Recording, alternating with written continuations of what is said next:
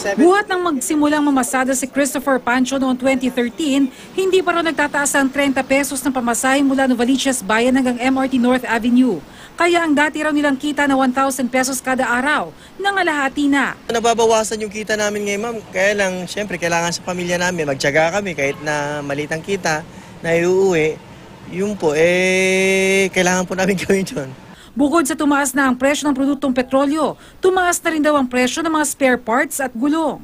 Kaya ang Code X, samahan ng mga UV Express drivers at operators, naghain na ng fair hike petition sa LTFRB. Hiling nila 2 pesos per kilometer na dagdag singil mula sa kasalukuyan 2 pesos per kilometer na pasahe.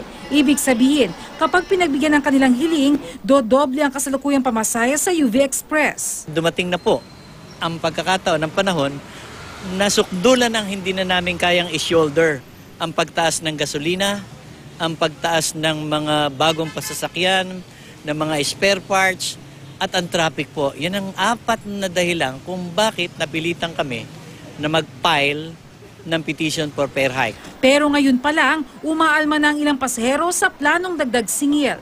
Sa akin, hindi maganda yun. Kasi, siyempre, doble. Nasakay pa rin po ba kayo ng UV Express? Malabang hindi na. Ano na pong alternatibo nyo? Marami naman eh.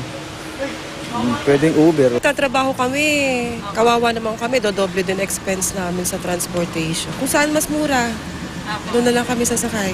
Mayroong mahigit 10,000 UV Express members sa buong bansa ang Code X. Membro rin ng grupo ang mga tricycle at airport taxis. Pinag-aaralan na rin nila ang dagdag singil na mga ito. Magkakaroon ng pagdinig sa fair hike petition ng Code X sa LTFRB sa March 6 kung saan bibigyan ng pagkakataon na marinig ang panig ng grupo. Bernadette Reyes, Nakatutok, 24 Oras.